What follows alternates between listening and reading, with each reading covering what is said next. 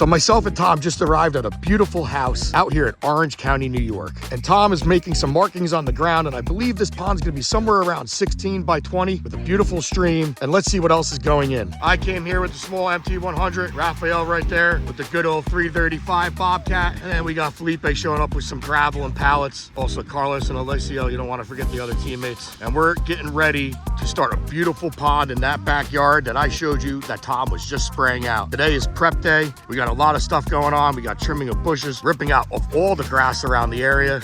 We also have to start maybe even prepping for digging the pond to see if we can dig. The problem with the digging, there is a lot of shale in the area and we don't know how deep we can go. The homeowners have a wish of 4 feet. Let's see what happens.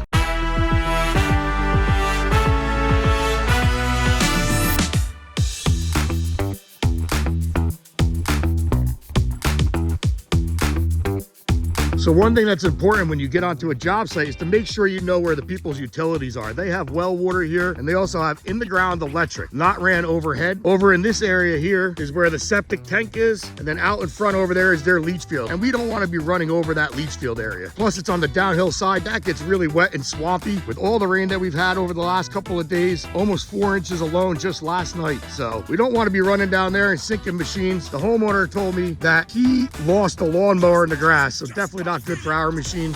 So my plan is to hopefully run on this upper side here. I just gotta okay it with the homeowners. I'm just checking out the ground now. It's nice and solid, and that way we will not be running over their septic field or tanks. I am so lucky to have a team that I'm able to stay on track. The guys right now are ripping out all the grass in the backyard, and when I get back here, it's gonna look totally different. We're gonna have a new canvas without the grass, spray a new pond in here. The homeowner here, Doug, has some beautiful rock that he wants to save and utilize in the pond. And the reason for that is this has memory from a long time ago, from the slate quarry that's on the back side of the property. Doug, so tell us a little bit about this stone. The stone came from a slate quarry that's on my property that's probably at least 100 years old. It was a farm originally, and I got to know the farming couple very well. I did get some slate out of there to use it for previous projects and stuff, and when she died and passed away, she left me the quarry and some of the land that goes with it. So we want to put these rocks into the koi pond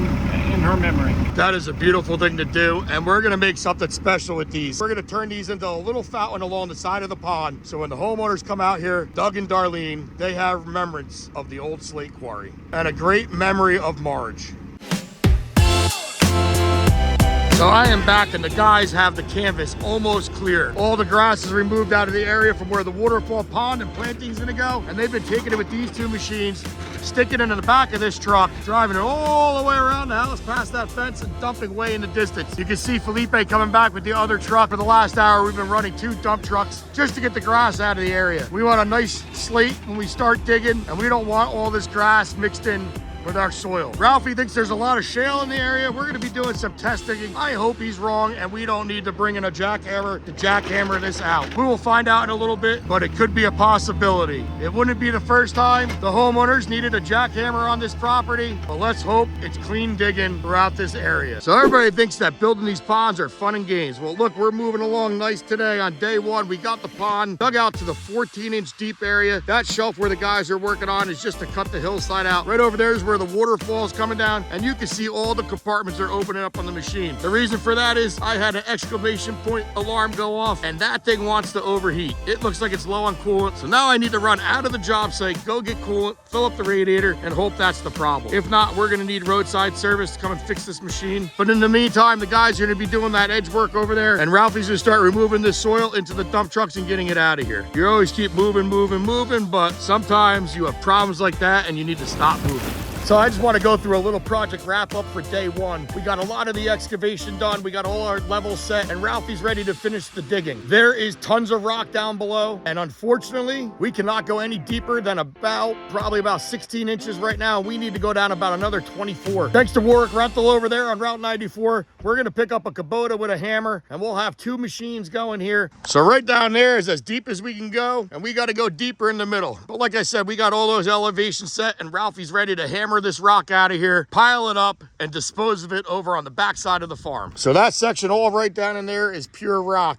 and we need to go down at least another 24 inches to 30 inches. We got our upper shelves areas, we were okay, but once we tried to go that tiny bit more, that's when we hit that shale.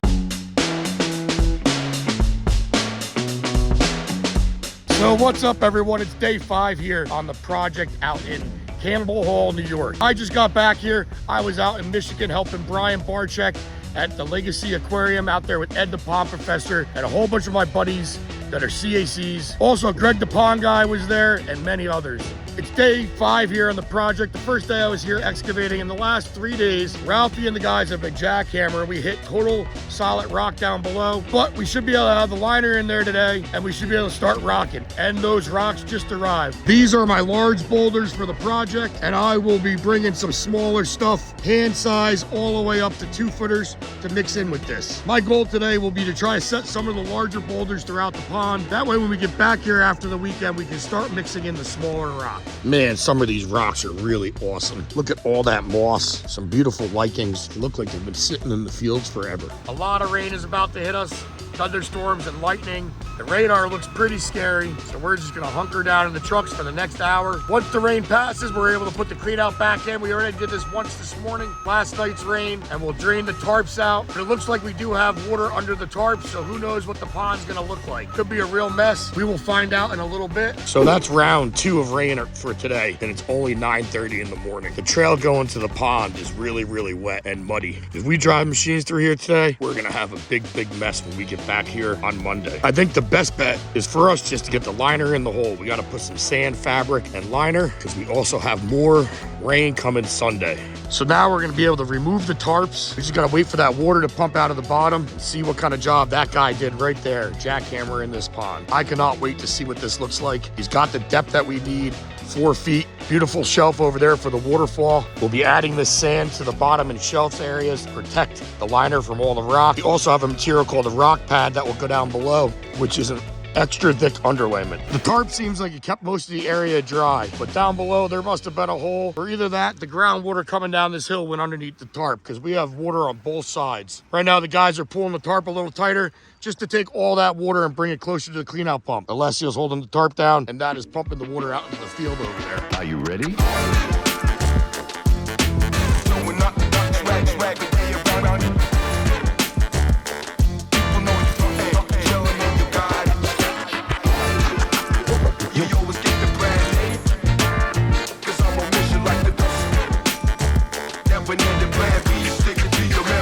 Are you ready?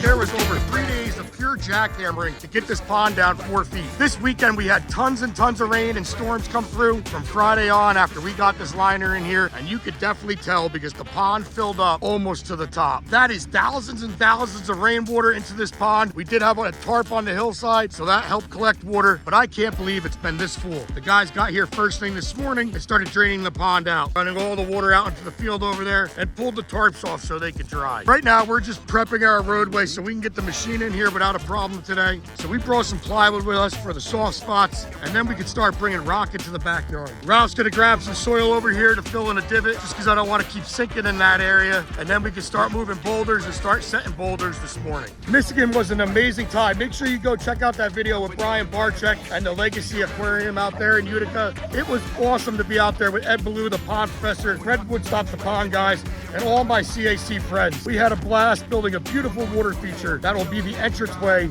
to the aquarium.